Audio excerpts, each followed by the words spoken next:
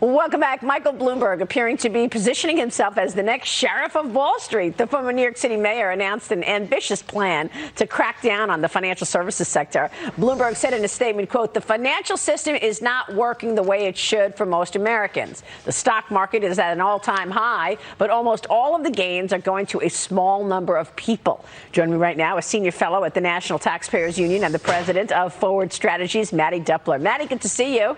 Hi, Maria. So what do you make of Michael Bloomberg's plans here? I mean, he made all his money in the financial services industry. He says it's not working for everybody else, though.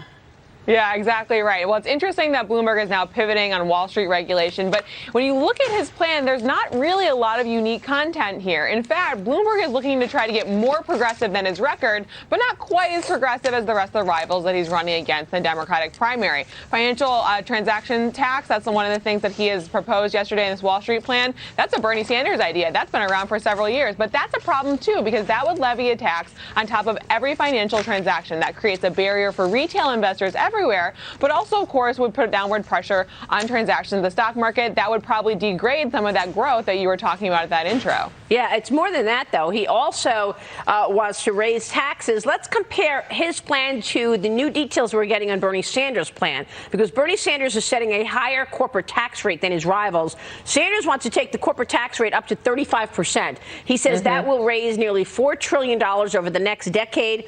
We were at 35%. Mattie, yep. President Trump and the House cut it to 21% and moved the needle on economic growth. Your reaction to Bernie Sanders wanting a 35% corporate tax rate?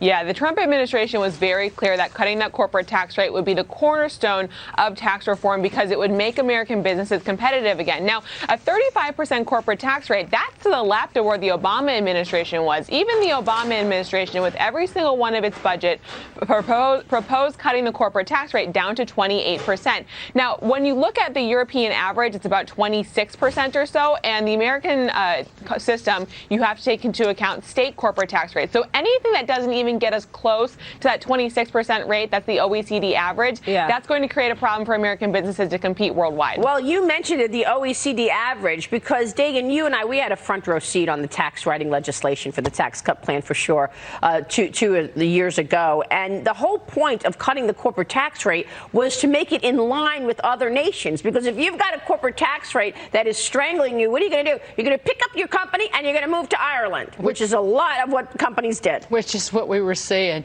And the corporate tax cuts have flowed to the working class, rank and file workers, and even people who don't have high school educations, people who don't have college degrees. Their wages have been growing so much faster than the rich in this country. It's been a complete reversal of what we saw under President Obama.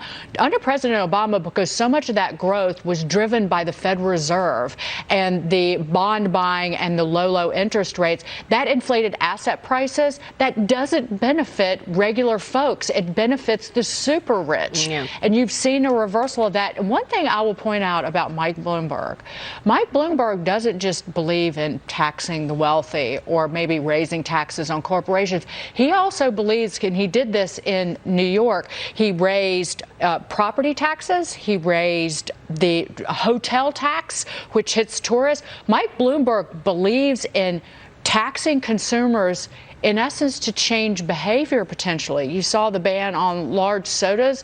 He's not against that. And I hope some of his Democratic opponents push him on this, that it's not just, against cigarette taxes to change people's behavior, banning smoking in bars, which was a huge benefit.